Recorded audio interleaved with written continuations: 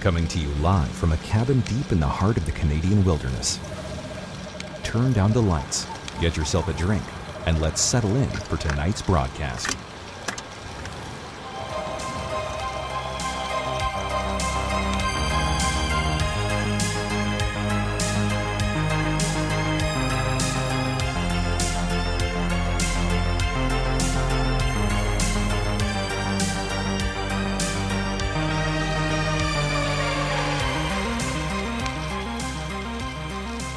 Good evening, and welcome to Midnight Mysteries. Here are your hosts. Welcome back to Midnight Mysteries, the heart of Canadian Paranormal Radio. My name is Nathan. Hey everyone, my name is Teresa, and tonight we're going to talk about shadow beings, dark entities, sleep paralysis, and more.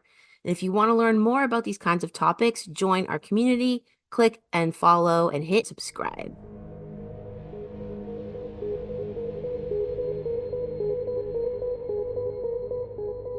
Tonight we have a very special guest with us. Vicki Joy Anderson graduated from University of Northwestern in St. Paul, Minnesota, majoring in Bible and English with a writing emphasis.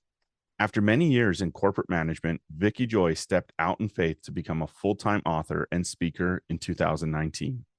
Vicki Joy writes for RealDarkNews.com and L.A. Marzulli's Politics, Prophecy, and the Supernatural, as well as writing on apologetics, poetry, and fringe topics. Vicki Joy's latest book, They Only Come Out at Night, Exposing the Dark Weapon of Sleep Paralysis, is available on lamarzulli.net. Vicki Joy can be found at VickiJoyAnderson.com and Vicki Joy Author on Instagram. Vicki, welcome to the show and thanks for joining us. Hey, thanks for having me. So something we like to start off with each one of our guests is talking about their first encounters with the paranormal or their red pill experiences. Did you grow up believing in the paranormal? Were your parents or grandparents ever talking about it, or were you a skeptic? I think I grew up believing in it, though I don't think that the word paranormal probably hit my vernacular until I was a teenager. So I didn't have that, category for it. And I don't know, I think that if you'd come to me at, as a young child, at a very, very young age, I could have told you that there are good angels and bad angels. Now, I don't know that I could have expressed to you what any of those angels were out and about and up to, what exactly their tasks were. But because I started having sleep paralysis at an extremely young age, and even at 3-4 years old, I understood that there was something unique about these dreams. I probably would have told you that they were dreams because I didn't have a category beyond that. So that's really young, by the way. That's really young. It was very, very young. And so I think that I had an interpretation in my little head that when I was frightened by things going on in my bedroom that involved eternal things, we're dragging you to hell, your mommy can't hear you. I knew even at a tiny age, because I was, obviously picking up stuff somewhere. I understood. It wasn't a monster or a bad guy. Like, I wouldn't have used 3 or 4-year-old terminology. I don't know that I would have said demons either at that point, but I think that I would have categorized it all as the devil, because I knew Jesus, and I knew Jesus was my friend, and I knew that there was somebody out there who was mean and ugly and was not Jesus's friend. So when people came to me in my sleep and in my bedroom bullying me and telling me lies about my friend Jesus, my little 3-year-old mind interpreted that must be the devil. I can't imagine what that must have been like as a toddler to feel unsafe going to bed at night in your own room.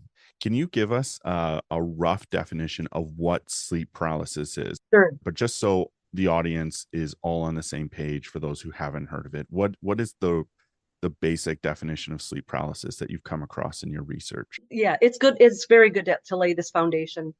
First of all, it's important for everyone to understand that there's nothing spiritual, demonic, or paranormal about the paralysis. This term, sleep paralysis, came about somewhere in the early 2000s. This experience, this phenomenon was talked about before then. but it didn't have a cute little socially engineered name for it. And so now it's like sleep paralysis. And sleep paralysis is actually an inaccurate word, and it is, whether it was intentionally done so or not, it's actually a way of gaslighting people that have it, because as soon as someone says, I have sleep paralysis and I can't move, everyone multiple times a night has times when their body goes into a paralysis mode. REM states and various dream states, God designed it that way. It's part of our physiology. It's what keeps us anchored to the bed so that we're not getting up and acting out our dreams and falling down staircases, or, you know, beating up the person next to us. And it's normal. Nothing weird about it at all. When this functionality breaks down, there's people where this physiology breaks down and they don't go into those paralytic states. And that's where we have sleepwalkers. And that's where we have some of these like PTSD attacks at night, and where we have bedwetting even, because everything shuts down. So it's important to know that the paralysis part is completely normal. But what we're talking about when we talk about sleep paralysis, more accurately, is we're talking about a sleep paralysis episode or a sleep paralysis attack, which is something that's going on simultaneously during those times of sleep when we are already in a physiological state of paralysis. In other words, these entities are capitalizing on an opportune time. You're asleep, you can't move, you're disoriented, it's dark, you don't really know what you're looking at. Your brain's going to be fuzzy. When you wake up, you're going to think it's a dream. They're just intelligent. They just know that showing up in broad daylight, my costume isn't going to look as scary as it looks in the dark. You know what I mean? And so the most common experience, and there's things that fall way outside of these parameters. I mean, it can get really, really sophisticated and very crazy. But the classic experience that people would talk about, and I'm now referring to this as the Gen X baby boomer sleep paralysis, because it is changing. It is much different for our younger generations. But the X boomer version of it is, you believe that you've woken up, you believe that you're awake in your room and can't move, and you might see things, you might just sense them. There's an overwhelming sense of dread and terror. The most common entities people report seeing would be a shadow person, a Hatman, red glowing eyes, gargoyle looking creatures, old women in rocking chairs, little children, alien grays, black mists in the corner of the ceiling, incubus, succubus, and It's all encompassing, really. There's a lot of different so many things. And some of it's cultural, like you mentioned earlier. It very much can be cultural. So if you're in a Celtic area, it goes all the way back to more like druidic creatures and like the banshees, and if you're in other parts of the country, it's the haint, and there is a bit of folklore involved in it, by way of your culture. And it's even fascinating looking into the Hatman and just the different cultural hats he'll wear depending on who he's appearing to. So with that said, some people will see spiders and snakes, and then you've got people that will see the more sophisticated levels of the alien / demon / Nephilim hierarchy. People will see the praying mantis creatures. They'll see the Nordics.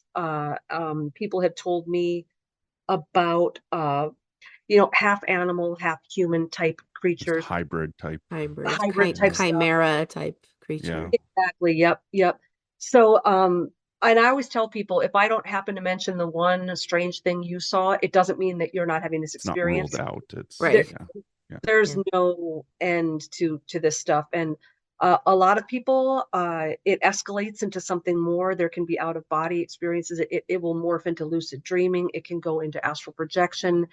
It can go into alien abduction experiences. And when I talk to the people who, you always know within a few minutes whether or not they're having the sleep paralysis / astral experience, or they're having the sleep paralysis / alien experience. There's a few differences, and there's always outliers. But for the most part, people with sleep paralysis will talk about how dark it is. They'll talk about blacker than black. The UFO sleep paralysis experience, it's always a light beaming into the room. All of a sudden there's light. Sleep paralysis people will talk about bedroom and closet doors. And a lot of times the UFO experiencers will talk about windows. Sleep paralysis people will talk about being lifted off the bed up towards the ceiling. UFO experiencers will talk about being lifted off the bed and being taken out a window. And so there's all these unique little experiences. And one, they'll talk about going into the astral realm. The others will talk more about like more of the clinical or the medical or the laboratory type of environments. And another thing I say, and this is not cut and dry. So if you're a counselor or a parent or a youth group leader, take this with a grain of salt. This isn't something that you present in a counseling situation, but this is something to know in the back of your mind as you get to know your counselee more. It's not always the case, but many times someone who's having habitual continued sleep paralysis from a young age through their entire life, they have typically experienced some sort of extreme trauma in their childhood. There's some sort of trauma there. And it could be a divorce, a loss of a parent, a death of a parent. It could be a horrific car accident they were in. It could be frequent exposure to medical procedures or being in the hospital, like if they were born and were in the hospital a lot. And it is also very often the case that if this kind of sleep paralysis they're experiencing is alien abduction, so it's the grays versus the shadow people, right? Many times there's some sort of sexual abuse there. That's the specific trauma. And again, this is something you keep in the back of your mind. That's not the kind of thing that you just say, oh, okay, you're having the, Yeah. no, were you sexually abused? Because the reason I say that you can't just throw that out there at people is for many people, those experiences they're dissociated from those experiences. Right. They don't have a memory of it. So they're going to tell you no. Or they have false And memories or yeah. there is a lot of children who experienced ritual abuse or satanic ritual abuse or horrible sexual abuse, and they have disassociated and they do not remember those memories. And if you bring that out on the table too soon and you're insistent that we get to the bottom of this, you can bring out memories too soon that they don't have the skill set yet to deal with. You can bring out memories that maybe the Holy Spirit wants them to remember certain things, but not remember all of them. And so you have to be really careful when you have more knowledge about this experience than the people experiencing them, because you can do a lot of damage. And so just understand that despite all of the gaslighting that's out there with DID and SRA and it all being made up and it's satanic panic and it's all just mental illness and it's genetic and it, the person had the bad slice of pizza before they went to bed. And we have to understand as Christians that if you're going to read the Bible and believe it, if you're going to understand Ephesians 6:12, if you're going to believe that there's an entire heavenly place filled with principalities and archons and powers of darkness that war with us, that when you're dealing with someone in your office who has been real cannon fodder in that war, that we don't just put them on pills and pat them on the head and tell them that, they're making it up or they had a bad dream. How did you bring that up with your parents? How did you bring up, I'm experiencing sleep paralysis? Yeah. I probably just used very insufficient language at first. My very, very first memory, I had to have been about 3, and we were living in Virginia at the time. And I remember telling my mom that I was afraid of the dark. And I do not remember why I told her that. And I'm really glad that this happened because this would be a lost memory forever because I was so young. And I remember telling my mom something about I'm afraid or I'm scared of the dark or I'm having nightmares or something to that effect. And she said, "You don't have to be afraid. The angels are watching over you." And this was the very first time I ever heard the word angel. I did not know what that was. Mm. So I asked her, I said, what's an angel?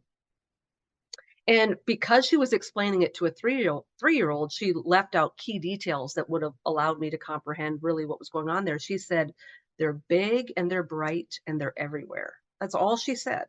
Yeah. And being a very literal child, and it's still very literal to this day, she left, and I really didn't see anything big, bright, and everywhere in my bedroom, so I was not convinced that I would be safe. And so I did a little investigation, and I stood up on my bed and I looked out the window, and all the way up and down both sides of my neighborhood street were these massive East Coast street lights that kind of looked like the aliens out of the original War of the Worlds movie, Oh, nice. Yeah. it's like, Yeah. and Yeah. I was like, "Okay, they're big, they're bright, and they're everywhere. I've got angels posted all the way up and down my street. I'm safe." And Oh, I was pacified and went to bed, and, you know, God only knows how long I thought the streetlights were angels, but that was good enough at the time. And then at 4 years old, I remember, telling my mom, we were living in Pennsylvania, we had moved, and I remember telling my mom, "I'm afraid of all the shadows at night." And it took me a long, long time to put 2 and 2 together that I was maybe seeing shadow people. But Mm. my mom, and my mom wasn't gaslighting me, you guys. People didn't talk about this in the 70s with their 4-year-olds. Like, Right. this Yeah. wasn't talked about in Parenting 101. And I, most kids are scared of the dark, so I'm not saying anything outside of the box here. So I remember telling my mom, "I'm afraid of all the shadows." And I happened to have a room that faced the moon, and we didn't have blinds or curtains and stuff on our windows. And so when there were full moons and things, that a massive shaft of light would come in me and my brother's bedrooms, and it would fall across the floor. And so mom explained that on the nights where the moon was out, I was seeing shadows on the walls of the trees and things, which was happening. It made Right. perfect sense. So she played this little game with me where I would look at the wall and she would pick different things up in my room, and, and do like a shadow puppet on the wall, and I would guess what it was. And so I remember she had one of my little black Mary Jane shoes, and she picked it up, and I was looking at the shadow and I was like, "It's my shoe." And Yeah. so, we did a few of these. And so again, I went to bed completely pacified that the moon was casting shadows of trees and certain things on my wall, and I was content. Around the same time, 4 years old, same bedroom. This was another thing that I always thought was really, really strange. When I would wake up from nightmares, whether it was sleep paralysis or just a regular nightmare, I was one of those quiet kids that would just sit there with my eyes squeezed shut, not moving, barely breathing.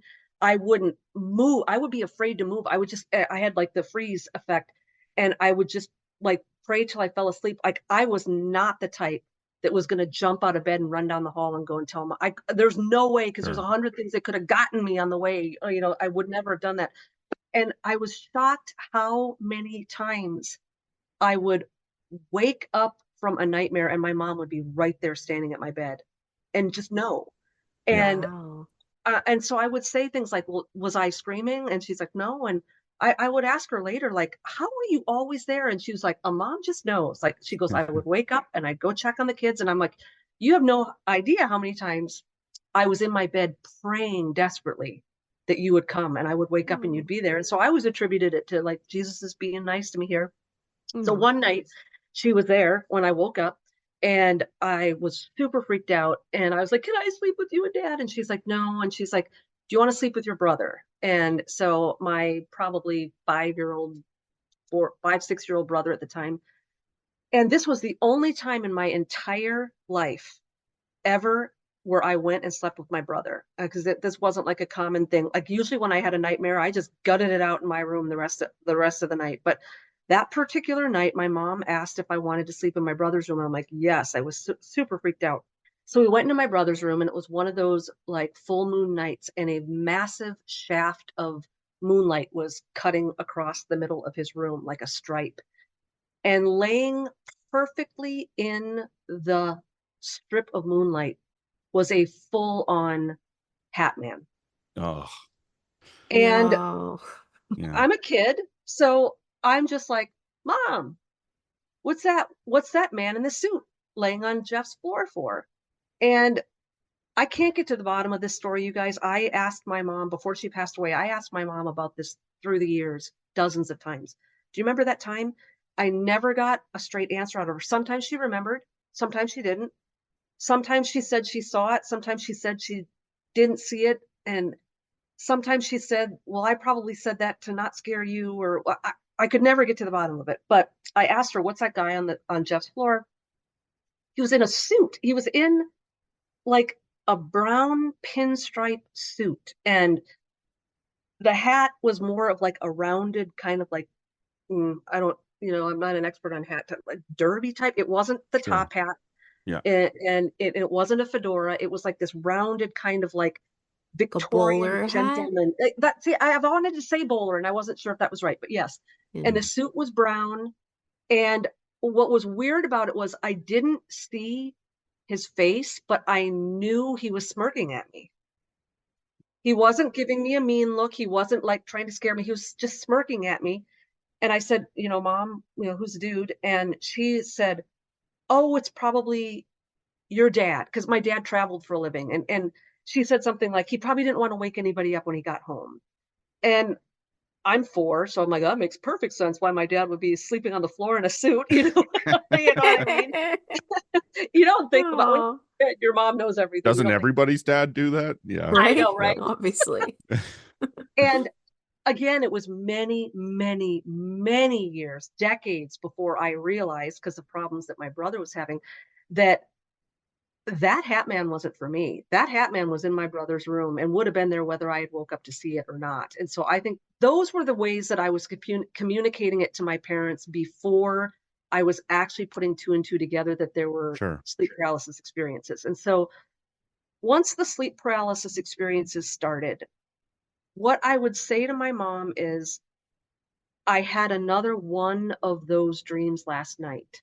So even though it was very unsophisticated terms, and I was acknowledging them just as nightmares, I knew that there was a lot of things very different about them. And one of the things that I kind of marvel at, because, a lot of 4 and 5-year-olds aren't very articulate, I would explain to my mom, when I have these dreams, I don't know if I'm awake or asleep because I can see everything in my room. And I'm always wearing the same pair of pajamas that I'm really wearing. And that was so curious to me as a 4-year-old, like not knowing if I was awake or asleep because I was seeing the scenery. So my eyes have to be awake, but then when I'm jolted awake, my eyes are opening. So are they open or are they closed? And I could never figure it out. And so my parents took it seriously. For parents who had never heard of sleep paralysis and didn't know what it was, they took it seriously. They would pray for me before I went to bed. As I got a little older, I started memorizing basic little Bible verses, like Joshua 1:8-9. Have I not commanded you? Be strong and courageous. Do not be terrified. Do not be discouraged. Lord your God is with you wherever you may go. And as I got older, I memorized Psalm 27. Psalm 27 was so comforting to me. And the verses, I didn't use the verses as a means of chasing these things away, but after I was awake, because I didn't learn until many, many years later that a lot of times there's things attaching to you during these experiences, and they're still there. If you say, in the name of Jesus, get out, they might leave, but if you're not doing the proper things and they've gained entrance or permission somehow, you can still feel that presence in your room. And you go to bed the next night and you can still feel it's off, like there's something off in the room. And so the Bible verses that I memorized weren't so much for casting these things out or shooing them out of the room. It was for comfort and solace for me because I still felt unsettled. And so when that kind of thing happens and you're raised in a Christian home and you're going to church and Sunday school, it was just 100% knee-jerk instinct for me when this happened to me to say, Jesus, help me. Right. And so the thing that I had to learn as I got older is that the name of Jesus is very powerful, but the way you wield that name is important. Because if you're wielding it defensively out of fear, these things know that you're afraid. And Mm. So if you're saying, Jesus help me, Jesus help me, Jesus help me, Jesus help me, it's not that he won't help you, but they still kind of have a leg up on you because they know you're terrified. And so one of the most difficult aspects of this whole journey is, as I got older, I had to start wielding that name offensively, and not offensively like to be offensive, but I'm talking war strategy. Sure. You're on the offense instead of the defense. And so Yeah. learning to tweak Jesus help me to, in the name of Jesus, get out, like where you have the authority to wield that name and you are not going to be afraid. Even though you feel fear, you're overriding that fear because you have more faith in the sword that you're holding. And so I do find that that's where a lot of people overcome or begin to overcome the sleep paralysis or overcome the fear of it, is they learn that the name of Jesus isn't just like a talisman or a ritual, but it actually is a weapon. You wield it as a weapon.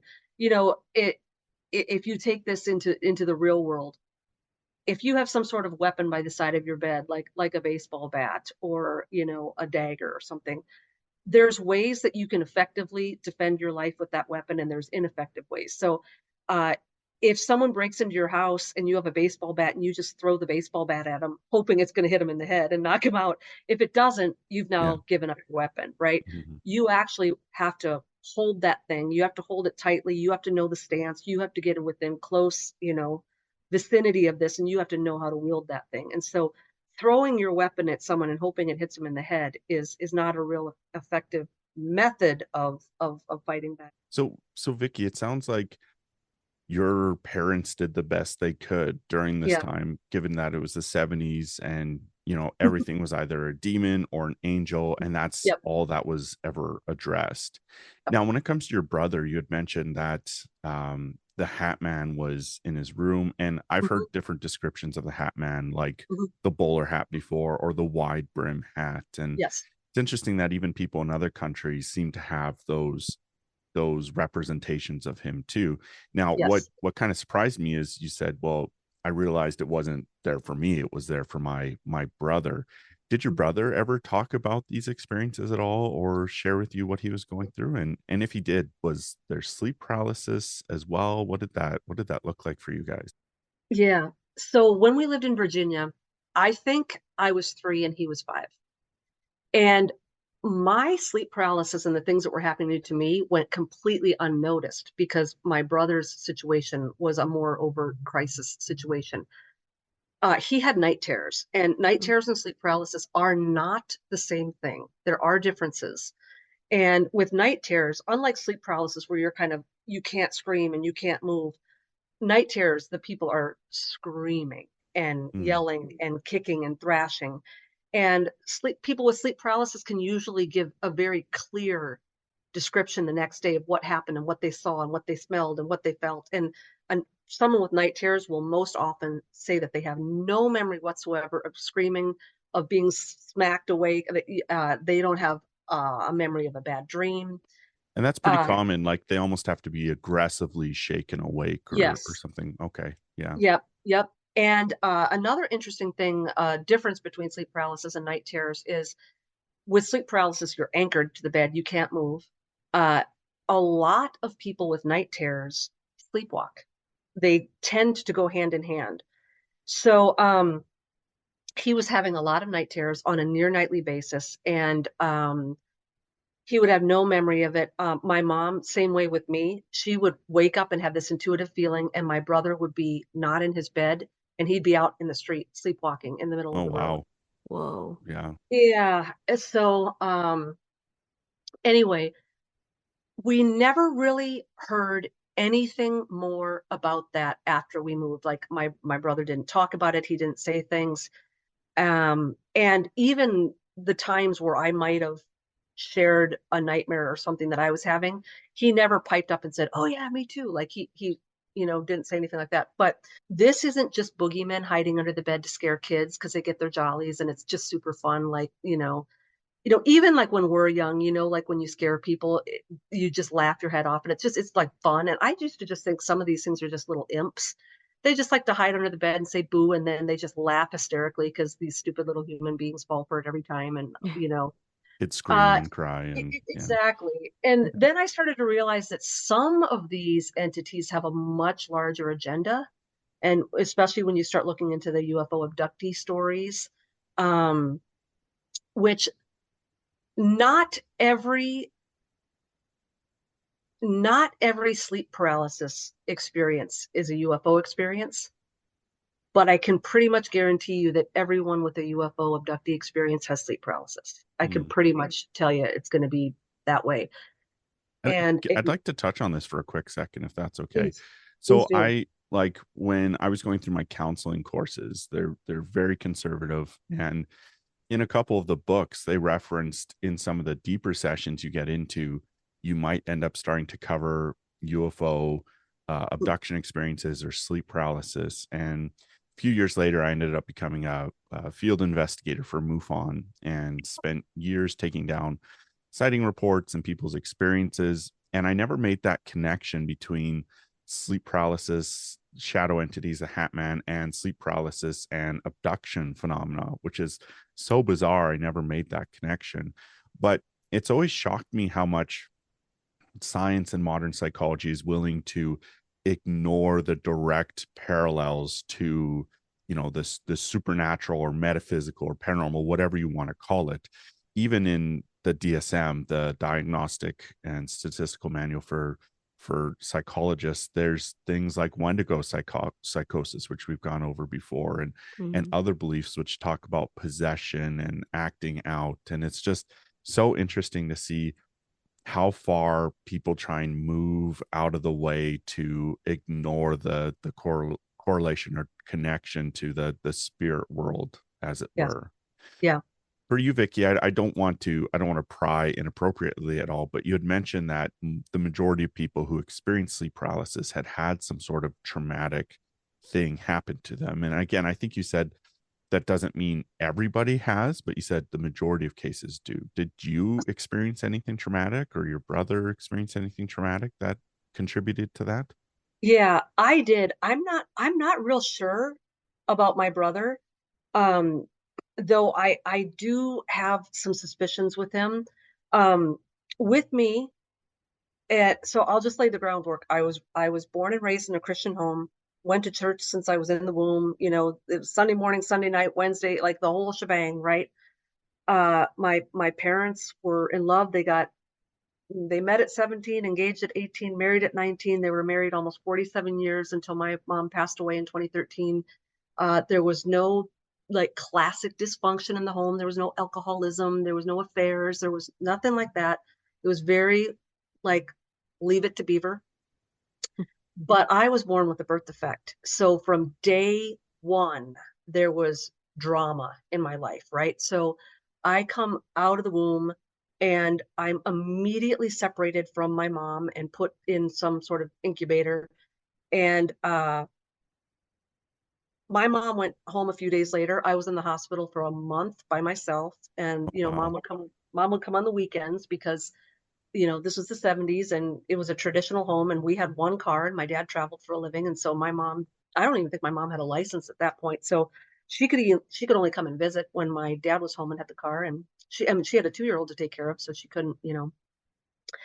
And so I spent the first month of my life alone in a hospital. And um I had for 15, 16 years, I had a surgery every single summer. So my whole summer vacation was in June, June 1st, June 5th, I would have a surgery and I would wake up with my eyes stitched shut and stuff all over my face. And I would usually have some sort of a bone graft or a skin graft. So my hip or my rib or something, so I wouldn't be able to walk. And I mean, I was a mess. And so my whole summer vacation was laying on the couch recovering from major operations. So I wasn't out playing and, all that.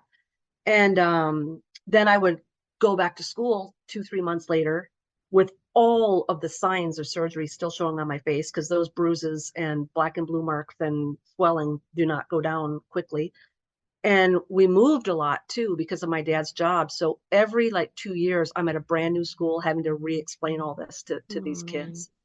And so it was rough. The hospital part was rough, but the social aspect, like it was rough when I was at school.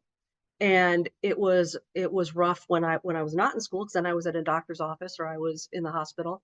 And then, unbeknownst to a lot of people, the safest place that I had to go would be my own little bedroom with all my teddy bears at night. And that wasn't safe either, because the sleep Right. paralysis was coming on a near nightly basis all the time. Wow. And I always tell people my sleep paralysis, my actual like experiences were not scary at all compared to what most people, it's what they go through. What made mine so unbearable, it was like weeks in a row, like every night for weeks, and then it would kind of go away and then it would come back, and then whatever. So for me, it was all the surgeries, and it was the bullying, and probably a little bit of that. God was merciful to me, even though there was no bonding for the first month of my life with my mom. I was always very, very, very close to my mom. And I think the Lord just did that for me. But there was a lot of, from day one, I had this like survival instinct, like it's me and the Lord, because this is all I got. But I didn't realize until I was 40 years old that I had been in survival mode about 25 years longer than I needed to be. Right? And, Yeah. and so there's a point then where it takes a physical and mental toll on your body, and you're tired, and when you hold all of that stuff inside of you for so long, it does start to turn into some physical things and whatever. And so I've been working on that. But yeah, so for me, it was all of the surgeries and the being separated from my mom, and the bullying at the school, and everything like that. And these entities love to, they're like the vultures. They love to gather where there is death, right? So if you've got someone who's full of hurt and anxiety and depression and bitterness, because that's another thing too that a lot of people don't always focus on. When you've got a kid who's going through a lot of trauma, um there's a bitterness, because when we're young, we have an overwhelming sense of what's right and wrong. Like, we have an overwhelming childlike sense of what's just. And when you're a kid and you don't have any friends because you have scars on your face, that doesn't make sense in a child's mind. And when people you see other kids getting exalted to positions of, and you're always the inferior one because you're not pretty enough, you're not cute enough. And so when you always see this sort of like imbalance, and you recognize at a very young age how the world works, and who gets by on this planet, and who's really considered important and special and beautiful. And for me, what it did is, at the same time that it was creating in me a deep, deep well of bitterness because it wasn't fair and it wasn't right, what it was also doing was driving me deeper and deeper and deeper into the arms of Jesus, because I knew that he loved me and valued me the way no human being ever could, because they were distracted by the exterior. And I don't feel that way now by any means, but when you're a kid and you're trying to work through that, it's very difficult. Part of that is what you already mentioned. We are writing everything off as everything's a mental disorder, everything's genetic, everything can be solved with a pill. Let's not look into any sort of spiritual aspect of this. Let's not examine our own lives. Let's not look at sin. Let's not look at how much of Babylon is in our hearts. And I think no matter what somebody's religious views or worldviews is, most of our listeners believe there's a world beyond our own. They believe in ghosts, or they believe in whatever. But I think we all have to ask ourselves is, okay, if we believe these things, then we believe there is a higher order out there. There is something else going on behind the scenes. And at the end of the day, we have to go, okay, am I going to dig into this for myself? Am I going to understand this for myself? Or am I going to sweep it under the carpet and ignore it and hope it goes away? And Vicki, I'm so sorry. I can't imagine what that would have been like for you growing up or going through that. Yeah. But it seems that you've been able to take that, you've been used to take that and bring hope to others and bring exposure to it, because like you said, your parents really didn't have, you know, the internet or books to read about this stuff. Yeah. Had you receive a lot of other people's experiences? Did people send in their experiences to you? Oh yeah. Yep. Yeah, I gathered a whole bunch of them for the book, and there's a bunch of like case studies, for lack of a better word, in the book. There's a whole appendix full of stories, and then each chapter starts with an experience. But especially since the book came out and since I've been doing podcasts, people have gotten a hold of me through Instagram or through my website, and I've had hours and hours and hours of phone calls with people.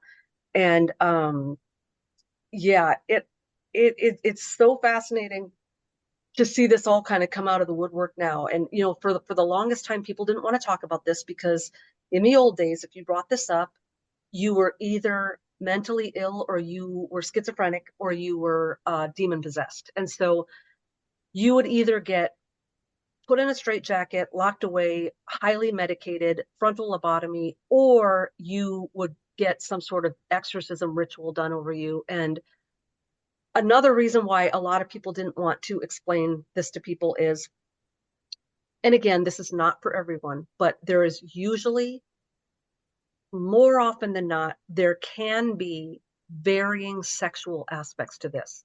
Now, not everybody is getting pulled into the astral and getting, you know, abused by succubus demons and things like that. That's the extreme end of the spectrum. There are other things less grandiose than that, but a lot of people will say that there's sexual elements to this. And so a big reason why people don't want to go to their pastor is, at least in the past, if a pastor knew anything about sleep paralysis, they usually were only told the extreme stories. And so if you go to a pastor and you say, hey, I've been having sleep paralysis, the top two things on that pastor's mind, whether he says it out loud or not, is going to be, I wonder if this person ever dabbled in the occult, or I wonder if this person has some sort of sexual sin.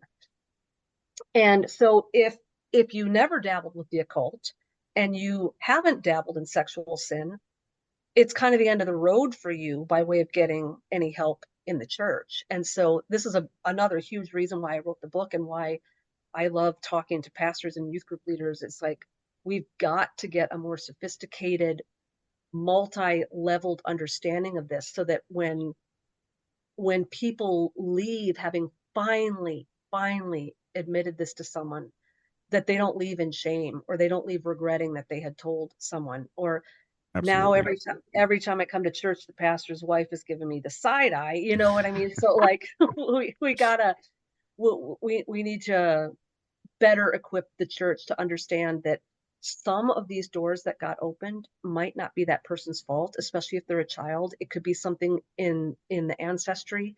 It could have to do with the initiation of ancestors into various secret societies where bloodlines are pledged over. It can have to do with maybe something going on with someone who's living with them, an older brother. Like if you got an older brother who's in the woods at night, you know, doing occult rituals and nobody in the family knows about it. Like there's a lot of things that can be going on that might not be that person's fault. Right. And so we need to start exploring, instead of the titillating things like, oh, let's talk about the occult and let's talk about sex. Let's put some of the more titillating things aside and let's get to the bottom of why this person has an open The door and root, how or we can yeah. fix it. Exactly. Yeah. Yeah, I think that's really interesting, Vicky. You bring up a really good point about like the church as a whole being very uneducated, like in this area. So I grew up Catholic and I still practice that. And as a kid, I never had sleep paralysis, not at all to the degree that you experienced. But when I would be afraid at night, same thing as you. Like my go-to would be to pray, and like I had a rosary beside my bed. So I would grab it and I would start praying it and just till I felt better, or I fell asleep. Yeah, But I yeah. always felt like that was a barrier of protection that would give me against whatever I was feeling was in the room that I couldn't Mhm. see. I was not privy to the visual. But I Right. also wanted to ask if you were ever heard of the term victim soul. I have not. Okay, so a victim soul, this might be like a Catholic thing, but Okay. a victim soul is a Uh-oh. concept. Uh-oh, right? I know. So bring the controversy over here. But a victim soul is somebody who often, like you were saying yourself, all the medical trauma and procedures that you went through growing up, it's often somebody who has physical ailments, Hmm. and literally one of their main purposes in their life on earth is to suffer for the redemption of other people and other souls. Oh, So wow. it's sort of like, to me, when I'm hearing your story, I'm like, wow, like maybe Vicky is really special. Like the Lord really chose you, I think, for your work and all the research and work that would come from your life later with your experience. And, I can't imagine, like, as a kid, all the things you went through. And it's just, Mm. it's amazing. Like, it's amazing as a kid that you had that depth of faith to not go fully bitter and fully resentful and just be like, or just question like God in its entirety. Just being like, Yeah, why is God doing this to me? You buckled down in your faith. Like And that's walked an through the fire and yeah, that's yeah. an yeah, amazing testimony. It almost reminds me of like stories of the saints. Like Padre Pio was like severely attacked by the devil all the time, and he would say, "Oh, it's just you, old Bluebeard." yeah, yeah, yeah. He'd I say things heard like that. that, and he Yeah. called for his weapon, which was his rosary and things like that. We can get into that on another show, Yeah. but yeah, prayer, obviously, the power of prayer. So I just Well, thought it's such an amazing like testimony to your faith. My goodness. well, the Lord gets full credit because I tell you, there were some dark years in the middle there. I mean, I never Mm. walked away from God because like he was my lifeline, but there was some dark teenage years there. There Sure. was some dark poetry. There was some Iron Maiden and Metallica going on. There was some anger that had to get out. It's natural, Nice. I Yeah. think. Yeah. Yeah. And Oh, I thought it's well, so interesting too, Vicky, you were mentioning about your brother, like in the mm, in the most recent visit that you had, and how like the enemy operates on our weaknesses. And yeah, it was almost like, playing on your brother's pride to say yes, like, whoa, I have control of these yes, entities and I can make it go away when I want it to go away. But in actuality, I think God has the ultimate authority over these demons, right? So in a way, he's allowing them to come to you, yeah, whatever purpose. Now, for your purpose, obviously it was a positive outcome, but maybe he keeps sending them to your brother to give him an opportunity to kind of realize something about his own situation, his own life. But like the enemy really is very pervasive. And it's always, absolutely.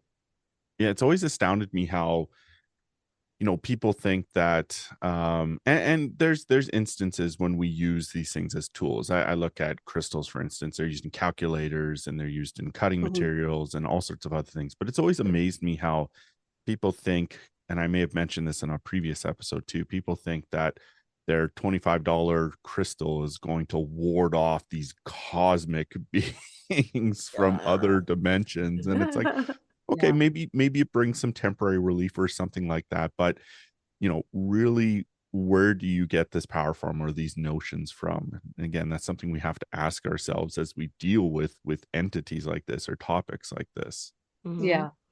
Yeah, that is that's a whole nother rabbit hole there too. Because what's sad about a lot of these uh things where we're being told this is protection, a lot of them are actually the invitation. And you don't understand that the reason why a lot of this stuff continues even after you buy these things is because you've now just put a welcome mat out. And when you go into the history of some of this stuff, um, I'll give you one example. There's the one of the rituals that people do is they lay salt over the threshold of their door, and that's supposedly going to keep things out or be protection.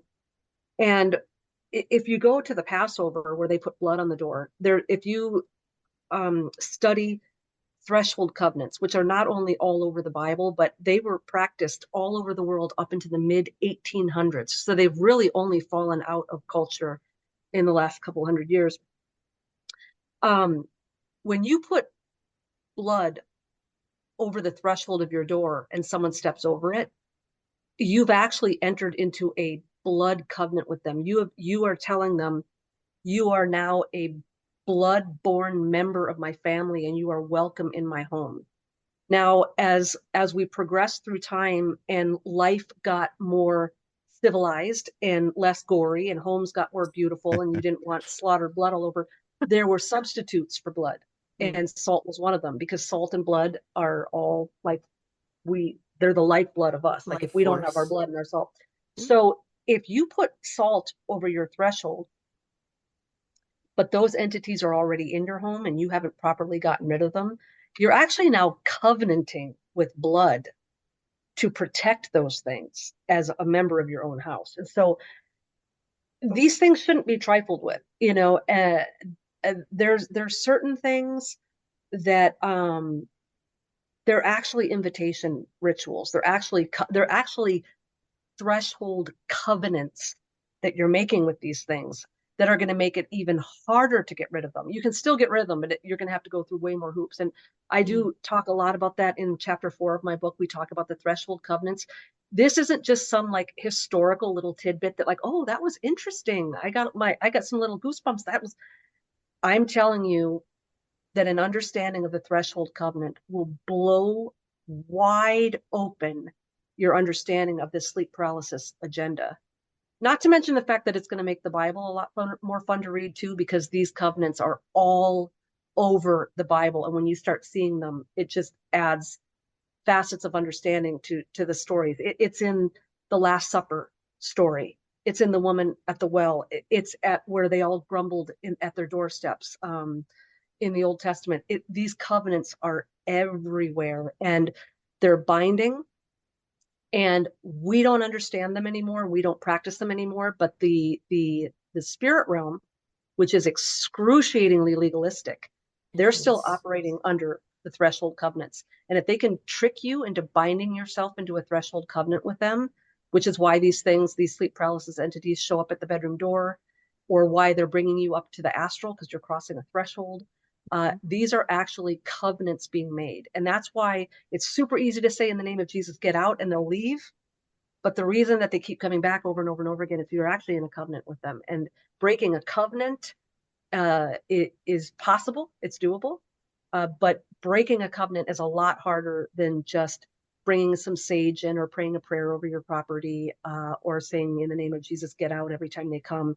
Now you're into the realms of having to legally break a covenant, which again, the Bible offers loopholes. The Bible shows us exactly how to do this. But in the meantime, if you're doing anything else, like if all you're doing is buying a whole bunch of, tchotchkes for your house that you think are gonna, massively powerful demonic entities are not afraid of rocks and feathers and stones and the dream catcher from the dollar store that you picked up. Shucks, eh? Yeah. You're catching something, all right.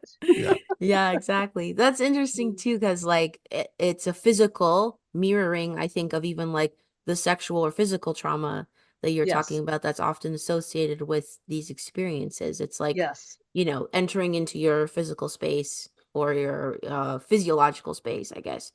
You could say. Also, I wanted to ask Vicki to circle back to what you mentioned before, because you're describing the classic like Gen X sleep paralysis experience.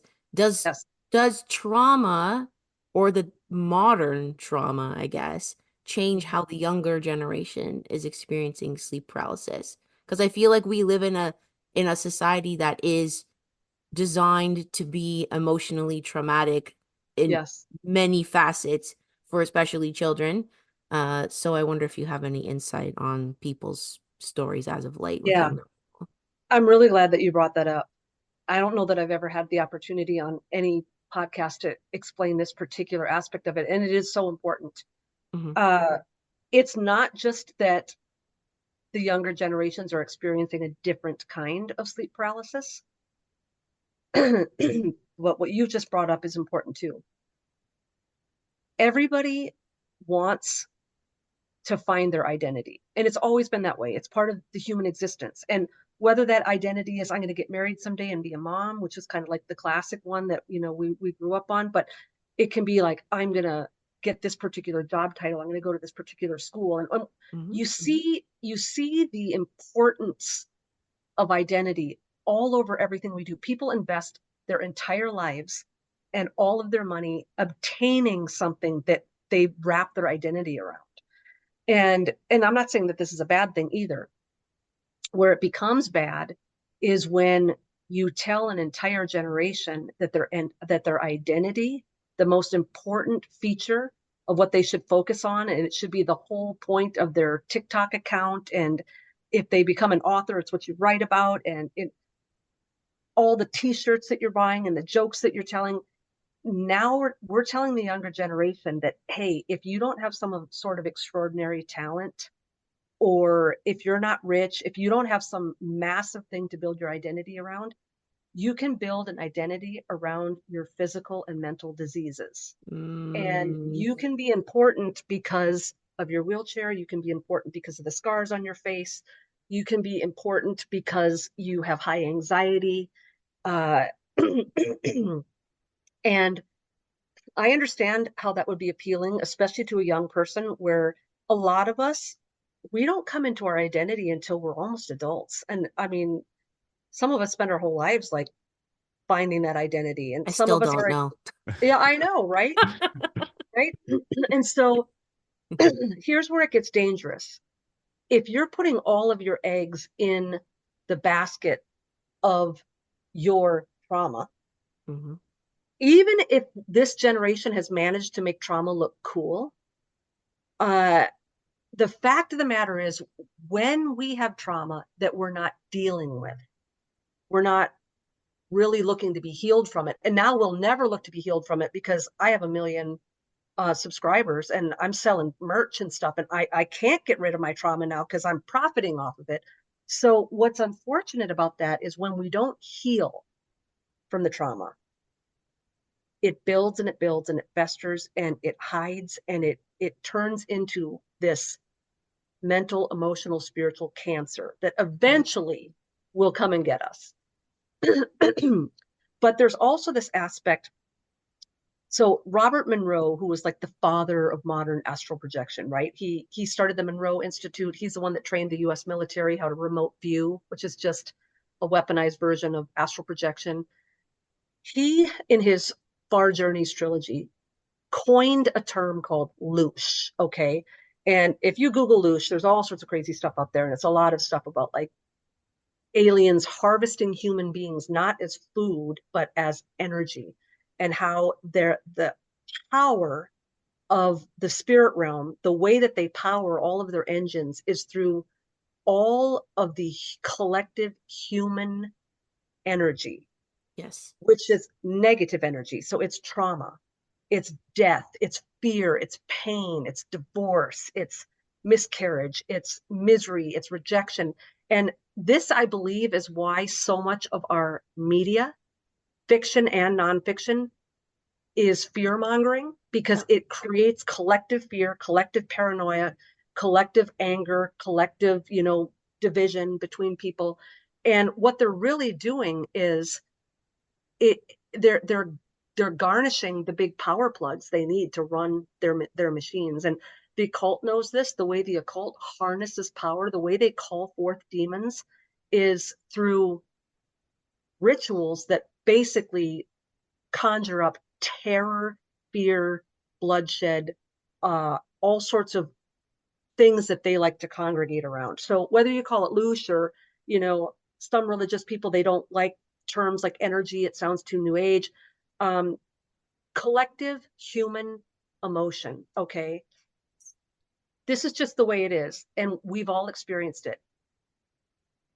If I'm super, super depressed and I'm sitting in my room and I'm trying to work myself out of a despair, and someone walks into the room who's bubbly and laughing, and all of a sudden you find yourself smiling, and we feed off of each other. It's the way we are. We are empathetic creations. So where I'm going with that, and why I think your question was such a good one, is we are teaching, we are affirming, and we are grooming young people that the fastest way to get your 15 minutes of fame and to feel valuable is to capitalize on the most private, vulnerable, hurtful things that have hurt you.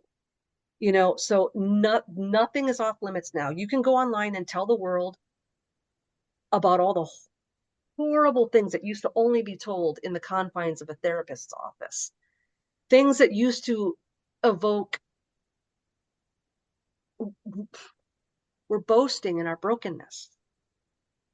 We're boasting in our brokenness. And what's unfortunate about that is, like everything, there will be a honeymoon period. And the enemy is going to let you feel good. And he's going to let you be popular, and he's going to let you feel like you're this chosen one with a voice or this guru. And for a time, you're going to feel the high of that.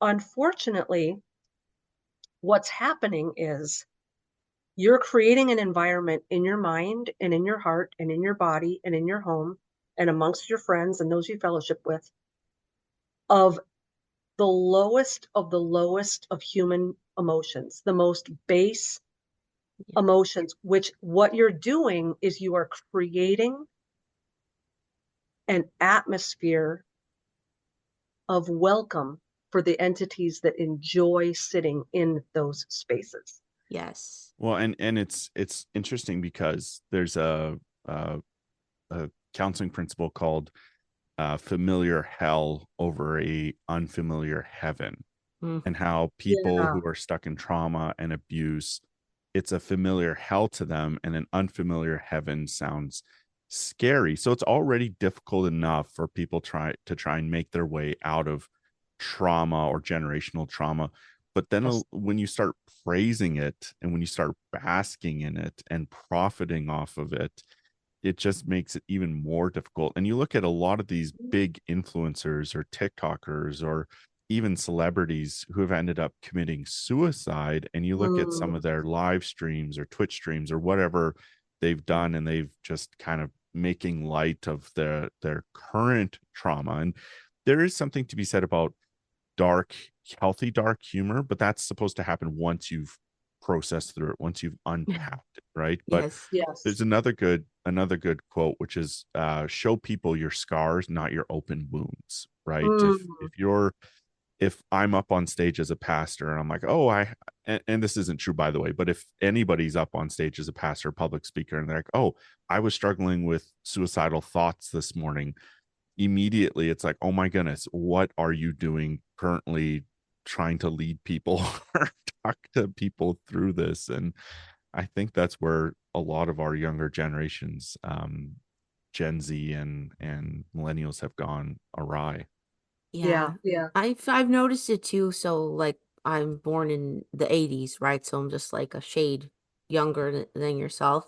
But I've seen it and I felt that even like, with the rise of social media and everything then becomes performative, right? And I think a lot of younger people, especially even younger than us, feel, if they don't put it online, like, did it even really happen? Yeah. And like you just said it perfectly, like boasting in the brokenness. Because it can be very therapeutic to find people online who've gone through similar things in a positive way with a positive message. Like that's cool and everything to share and discuss. But to boast in the brokenness, to profit off the brokenness, I think social media has just created like this emphasis on narcissism, which Yeah. is really Lucifer's personality in general. He's the ultimate narcissist. So it's convincing a whole generation of people to find their identity in the world versus like finding their identity in Christ, which is the exact opposite things. Christ asks us to have our identity in him, to be humble, to be meek, not to boast, not to brag, not to seek attention. So it's these highly addictive things and that get praised, and like you said, you learn from a very young age who gets praised, who gets passed over, right? So it's like everyone is just vying for position but missing the boat on who should they be aiming to please first above all. Yeah. Right. It's so important. And call me if you ever figure this out, but if human beings could truly cut themselves off from the need for praise of man,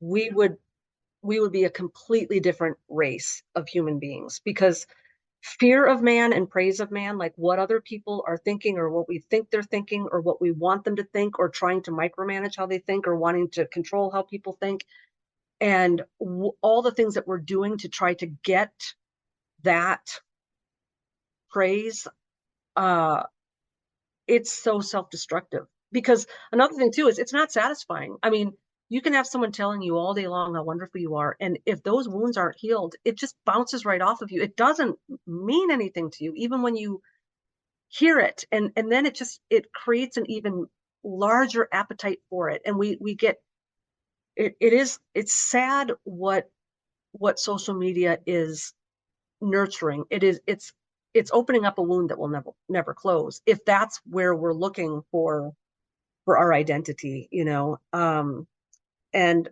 I'm not this, Luddite that thinks everybody needs to get rid of their phones and never be on social media. And, I'm not even saying that. I'm just saying that it's something that when it says in scripture that we're supposed to guard our heart, in the old days that meant like you stay out of bars and you stay out of strip clubs, and like you don't marry a non-Christian. Like that's the only way people would sort of interpret that verse. But guarding our hearts, every single time we're looking at a screen, we had better be learning how to balance this tech world we live in with guarding our hearts, because every single time we hit a power button or we swipe a screen, that thing is competing for our hearts. Absolutely. So, Vicki, I'm really interested in seeing what these future generational experiences look like in terms of sleep paralysis and night terrors, etc. But in terms of past generations and most of the experiences today, would you say in the majority of cases they are generational? Because I look at even abduction phenomena, and in the majority of cases I did. Now, there's always exceptions, but in the majority of cases I did, where it ended up being real abduction phenomena, it was generational. Like at some point or another, their parents had it, or their grandparents had it, or their great grandparents had it. Would you say in the majority of cases it has been generational? Not necessarily with sleep paralysis, though I have definitely talked to people where they're like, now my kids are having it.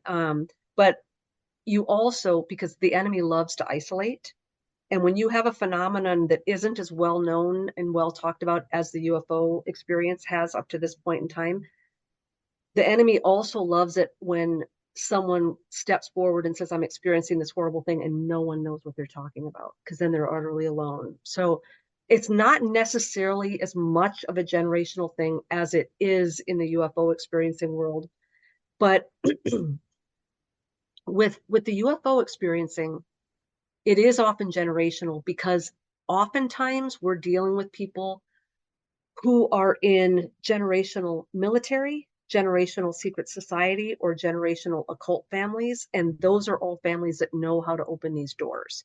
And it is passed on. And the next generations are taught in the family business. And a lot of times these UFO abductions or various other mind control things, they're part of the grooming. It's part of the process. And so a lot of those are generational. Whereas sleep paralysis, I've found the majority of people I've spoken to have had it happen to them at least one time in their lifetime. Even if they just had high stress, or they were going through puberty, or like they played with the Ouija board and it was one time and it was super scary. But sleep paralysis doesn't seem to me to have to be contingent upon something passing down through a family line. Not to say it doesn't happen, because it does. But usually when you see those generational things, it is secret society, occult, and military related. Okay. Interesting. And with some of these discussions earlier, you had said that in a lot of cases there had been some sort of trauma that took place. Would you say that that is part of the majority, or is that kind of random too, dependent upon each scenario? It's sort of a which came first, the chicken or the egg scenario in my case, because for me, technically the trauma came first, but the trauma and the sleep paralysis build upon one another. They become entangled. And now the sleep paralysis itself is causing trauma. And I kind of find that there was a point where the sleep paralysis was the more traumatic thing going on in my life than the surgery one time a year. Because the surgery was once a summer and the sleep paralysis was nonstop. And so the more you deal with the sleep paralysis and you don't deal with it and you're letting that fear take over, and now I'm afraid to go to bed, and so now I'm a night owl that stays up till 2 a.m, and now my grades are being affected and my friendships are being affected, and I'm snapping at my mom, so now I'm grounded, and it has this cumulative snowballing effect that comes along with sleep deprivation and fear, and you're being harassed. It's a stalker, but it's like a cosmic stalker that never goes away and no one else can see. And so in in many cases, the initial trauma is no longer even the big deal anymore. Now the trauma is all being created by the sleep paralysis itself. And so the more you're reacting to the sleep paralysis, the more you're getting deeply entrenched in it. It's kind of becoming its own reproductive scenario. You're just chasing your tail with this thing. Because long after the trauma, like, you can get out of the traumatic situation. Like, I'm not going to have any more surgeries. I'm grown up now. I'm not in the house where there was abuse. And a lot of people will continue to have these paranormal experiences and these sleep paralysis experiences for decades later. And we even see this with soldiers who come back with PTSD from the war, and they start having nightmares, or they start seeing paranormal activity in the house or whatever. They're no longer in a foxhole scenario. They're not overseas anymore. They're not in war. They're not in active duty. They're not going to be in war. They're at home in their nice, safe house, but it is continuing to plague them. And so now it's just a matter of history that there was a trauma that initially opened that door. So the trauma is sometimes just the catalyst for the door getting opened. And once it's served its purpose, I don't think they care if the trauma Right. continues or not. Right. Then they Yeah. just create their own trauma. So it's both and, in a sense. I think Yeah. so. It is. Yeah, Becomes like a vicious cycle, basically. it does. Yeah. Feeds off of each other. I thought it's interesting how you brought up like the feeling of being picked, like that you're special. There's this meme that goes around, and it's like when someone gets abducted, they're like, well, what made you pick me? I Like know. all the people, right? It reminded me of that. But something I've noticed, and I don't know if it's like a newer phenomenon, but it seems to be in the ether in the last few years, is the starseed phenomenon. So people thinking that they're star seeds, that they're part alien or have some sort of alien ancestry, they come from Yep. another planet, often coupled with abduction experiences. And I'm wondering, is that like specific to a specific trauma, or in sleep paralysis, are certain entities that you might see in your room at night, or things that you experience in when the veil is, blurred? Is that specific to this type of trauma that you've gone through, or is it just like luck of the draw what happens to you? There might be. I'm not at a place in my research where I would, do the fold out insert in the book with the big chart. You know what I mean? Right. Um, I do believe that there is a hierarchy of angelic beings, and they all have specific jobs, and that there probably are assignments and they have their own special job description. But I haven't spent a lot of time trying to figure that out. I'm more on a higher level of, if this stuff's happening to you, let's get to the bottom of it. I I do think that there are many more of these things than we've even been exposed to. I think a lot of the ones that are doing the most damage are behind the scenes and we've never heard of them. If you've seen them or heard of them, they're low on the totem pole. I can tell Yeah, you that. they're the Um, minions. because the big ones have got better things to do, or bigger fish to fry. So yeah. Um, I do want to make a comment on the feeling chosen or feeling special. Uh, the phrase "the chosen ones" is actually it's the lingo of of the occult, generational Satanism, because the way that you groom people into these realms is through trauma. It's trauma-based mind control, Yep. and it's trauma-based grooming, and that's why these rituals are so traumatizing. The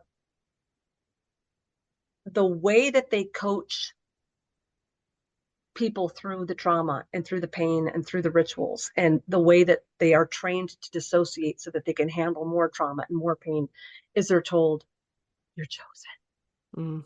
You can do this because you're chosen. You're a chosen one. This pain will pay off. And it is the ultimate narcissistic thing. The joy set before Jesus was the cross. He got through the cross because of the joy set before him. It's almost like a perversion of the suffering, yes, right? Yeah, yes. exactly. You also, because of the joy set before you, can endure this cross. And so it's also sort of a blasphemous thing, but you can see this in plain sight in the M. Night Shyamalan movie Split, which is all about DID and altars. Right. And that this man with altars, who also has a demon who they not so creatively call the Beast. Okay, so the Beast is not an altar. He's a demonization figure that comes in to take over the host. So this guy kidnaps 3 teenage girls. And he's systematically, destroying them. He's going to kill them. He's going to torment them as part. Well, the girl at the end, spoiler alert, the girl at the end who's right about to be killed gets spared because the Beast recognizes, as she moves, I think she lifts up and her shirt comes up, and he sees all of the cutting scars on her. And he realizes that she's been cutting her whole life to deal with the pain of some sexual abuse in her life. And when he realizes that she too has been torn, he can't hurt her because she's chosen. She's special. And the message being sent in that movie is that if you have been traumatized, don't seek healing or victory.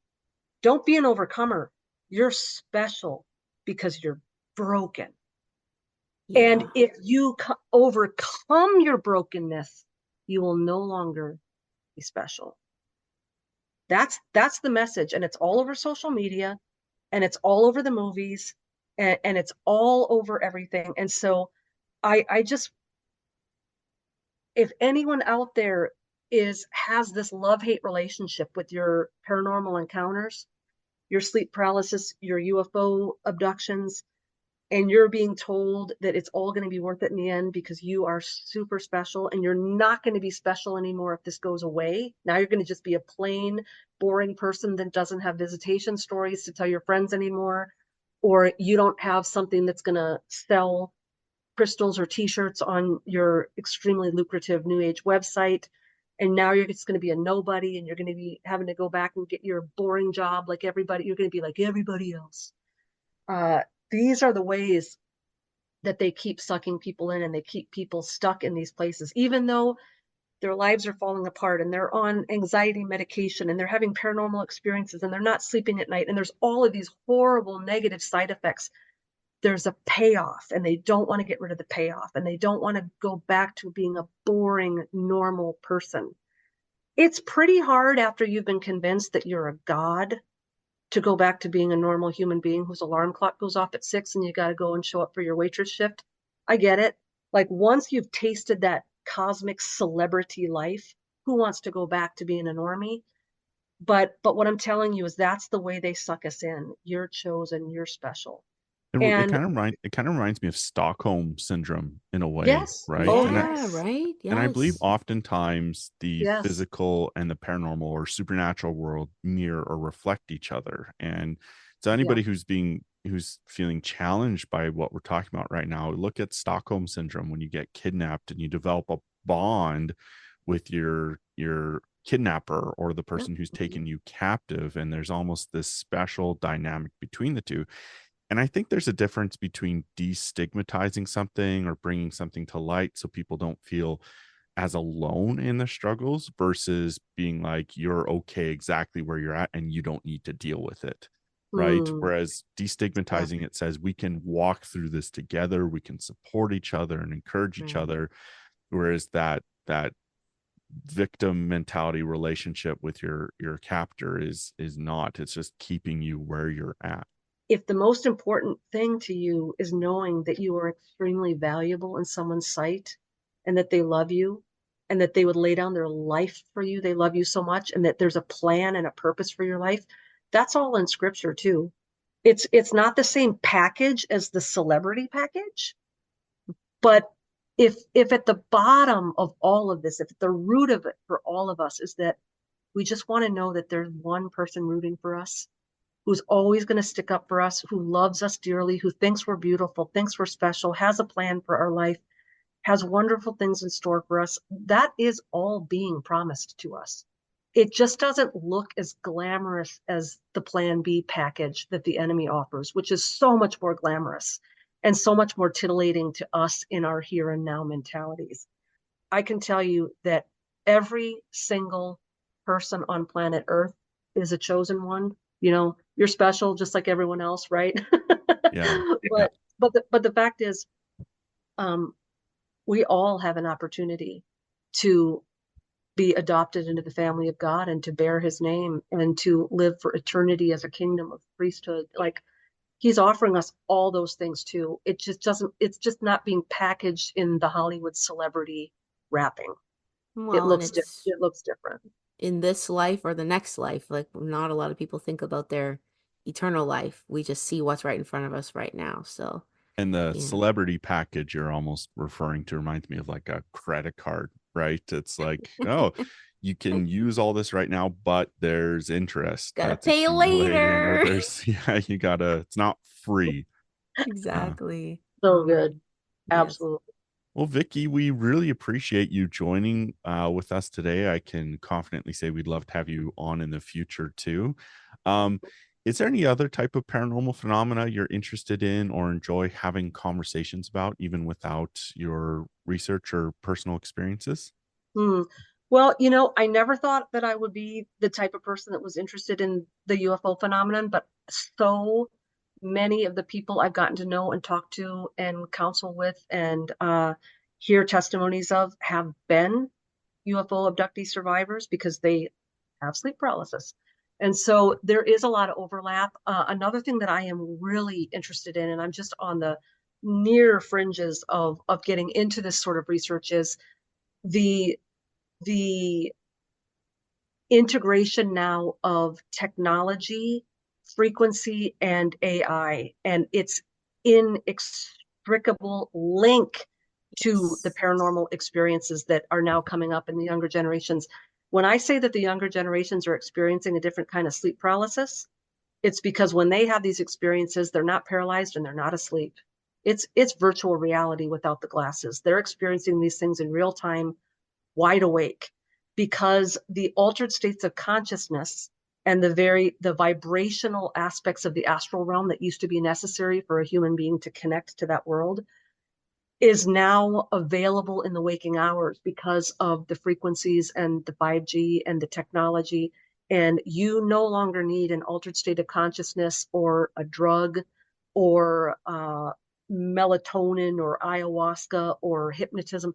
All of these sort of antiquated methods that people would partake in to connect with the spirit realm are now available wide awake if you know that the right parameters. And we're getting to a place now where we can't, there's nowhere to run from the 5G and from the frequencies in the air. And just by listening to certain kind of music with brain entrainment frequencies built into it, et cetera, et cetera, the young people that are coming to me now, it's not shadow people and nightmares. It is actual demonic entities showing up in their bedrooms while they're doing homework and communicating with them and grooming them and telling them how special they are. And when you look at the generation that we're dealing with now and how they're desperately looking for meaning and purpose and identity and love and acceptance, and if they can't get that at school, and if they can't get that online, and they've got some little Edward Cullen vampire showing up all glittery in their bedroom telling them how Oh, for if real. if that kid does not have a biblical foundation, our kids are in trouble. Ugh. They're in trouble. Sounds like another book idea, Vicki. Sounds like next Yeah. publishing. Speaking of, how can listeners get in touch with you or order your book, etc.? Yeah, absolutely. So my website is vickijoyanderson.com. That's Vicki with an I, and Anderson is S-O-N. And you can find all like the podcasts I've been on there, the books that I've written. You can email me through that. You can get me on Instagram at Vicki Joy Author, and you can message me through there as well. And I'm always willing to chat with people. I don't necessarily have time if people just want to tell me their cool story, but if someone is suffering, they're being harassed, they need help, I want to be able there to pray with them or talk with them, or so please feel free to contact me. The book, They Only Come Out at Night, Exposing the Dark Weapon of Sleep Paralysis, you can get that at lamarzulli.net in his store, or if it's easier for you to remember, you can go to theyonlycomeoutatnight.net and get it there directly. Awesome. Thanks, Vicki. And we'll post all of these links with our announcement about the episode too when we release it later this week. So once again, thank you for joining us. Tonight we talked about shadow entities, beings, Hatman, UFOs. We talked about ways to be rid of it. We talked about the social influences and implications of people falling into this victim mentality and worshiping it in a sense. But do you or someone else you know experience sleep paralysis? Have they ever come in contact with a Hatman? We'd love to connect with you. Send us a message or add your thoughts and comments below, and we'll respond right back. Thanks for joining us. Remember, stay weird, and we'll see you next time on Midnight Mysteries. Have a good night.